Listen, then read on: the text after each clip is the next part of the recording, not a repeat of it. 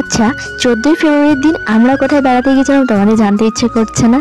আর জানি আমি যে তোমাদের ইচ্ছে করছে, তো চলো আজকে সেটাই তোমাদের সাথে শেয়ার করব। Hello everyone, welcome back to my channel. সেদিন না আমরা চলে গেছিলাম সত্যি রেস্টুরেন্টে। এই রেস্টুরেন্টে আরও একদিন এসেছিলাম, কিন্তু যেন এখানে আসার পর আমাদের সাথে একটা দারুণ স্ক্যাম হয়ে গিয়েছে। স্ক্যামটা কি জানো? মোটামুটি 10টা বাজছিল তখন, আমাদের না বেরোতে অনেকটা লেট হয়েছিল। দ্যাটস ওয়াই ড্যাডি ভাইয়ের কাছ থেকে আসতে লেট করেছিল।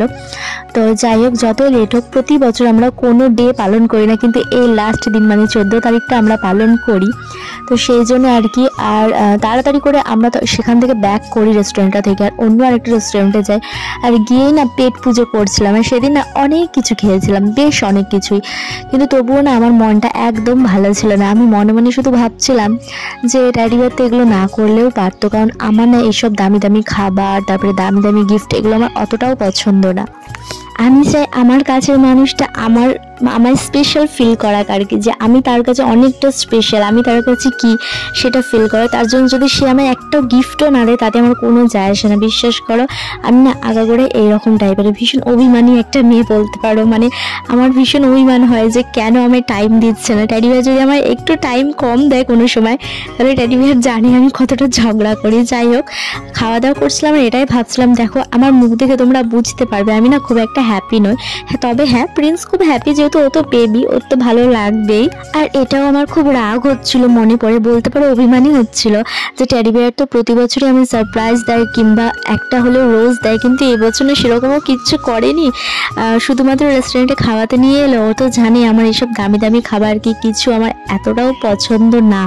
আমি সেটা কিন্তু টেডি বিয়ারকে কানে কানে বলছিলামও যে এত কিছু খরচ করার তো কোনো দরকার ছিল না, বাড়িতে কিছু বানিয়ে খেতে পারতাম।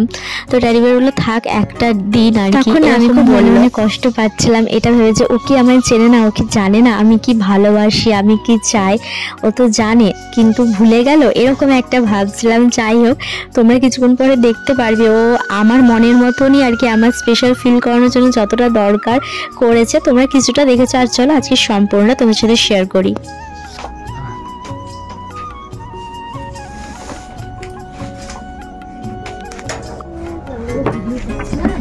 ভিডিও করার কারণটা কি হলো? শালা দেবো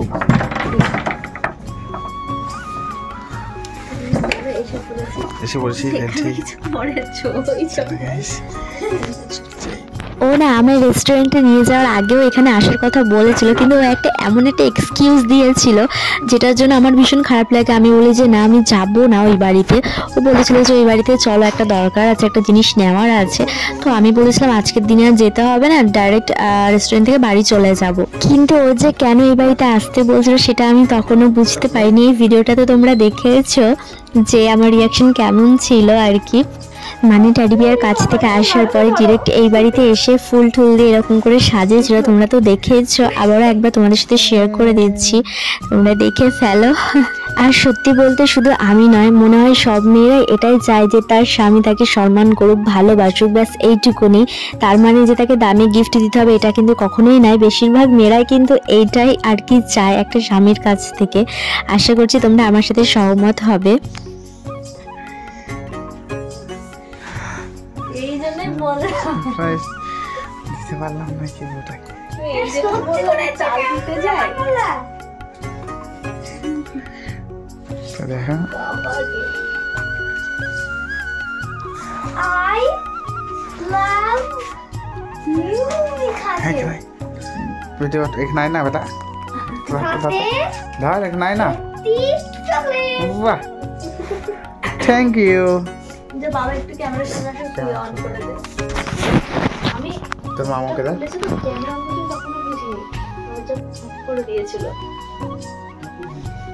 আমি করে বসে আছি, আমি দেখো দাদা এই দিয়ে দাও। পুরোটা নিচ্ছিস? লজ্জা লাগছে বাবা।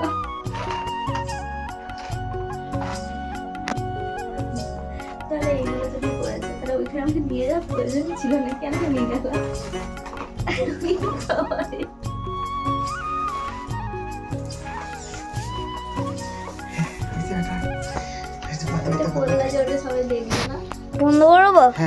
অন্যদিকে যখন এত প্রেম আলাপ চলছিল আমার আর আমার বরের, তখন কিন্তু ক্যামেরাম্যান ছিল আমার ছেলে। বিশ্বাস করো বন্ধুরা, ওর রিয়াকশনটা ঠিক এই রকমই ছিল। ও এখন ক্যামেরাটা অন করেছে বলে হাসছে, মানে ও একদমই স্যাড হয়েছিল। আমায় কেউ কিছু গিফট দিয়েছে বলে না, ওর কথা হচ্ছে অন্য কেউ, সে যেই হোক, ওর বাবা হোক আর যেই হোক, অন্য কেউ কেন আমায় অন্য কিছু গিফট দেবে। সবার ফার্স্টে ও চায় যে ওই আমায় গিফট দেবে, তারপরে অন্য কেউ। মানে ও মনে করে যে ও ছাড়া আমার জীবনে আর কেউ হতেই পারে না, থাকতেই পারে না। যাই হোক, ওই জন্য ওর একটু রাগ হয়েছিল।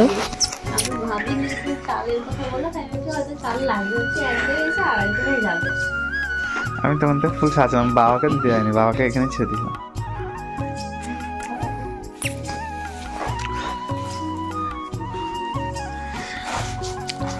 কি হতে পারে এর মধ্যে? গেস করো। আমি বুঝতে পারছি না, কিন্তু আওয়াজ হচ্ছে, জুয়েলারি কিছু হতে পারে। আইডিয়া হচ্ছে না। হ্যাঁ?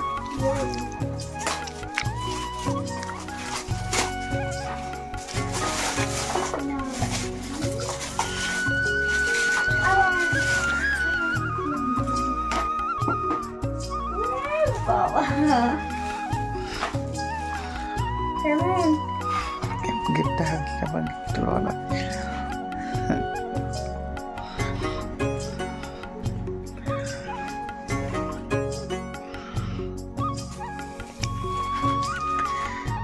চকলেট। জানি কোনটা পড়ি সেরকমই দিয়েছে।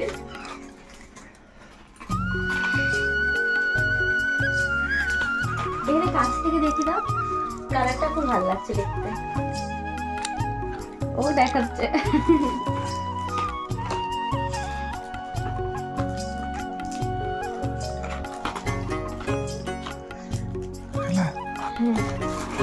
ছবি নেব। আর ঠিক এইভাবেই 14 ফেব্রুয়ারিতে আমরা কিন্তু সেলিব্রেশন করেছিলাম। কিছুটা তোমাদের সাথে শেয়ার করেছি, গিফটটাও শেয়ার করেছিলাম তোমাদের সাথে। আর একটা কথা না বললে না, আমার বর কিন্তু ভীষণ পরিমাণে ইমোশনাল ফুল, যেটা দেখে ওকে কিন্তু একদমই বোঝা যায় না। যাই হোক, তোমরা কিন্তু সবাই অবশ্যই প্রে করো আমরা যেন এভাবে হাসি খুশি ভাবে থাকতে পারি আর কি। তো চলো, আজকের ব্লগটা কিন্তু এতটাই ছিল। আশা করছি তোমাদের ভীষণ ভালো লাগবে, আর তোমরা প্রত্যেকে একটা করে কমেন্ট করে যাবে। তো চলো, আজকের মধ্যে এতটাই, টাটা।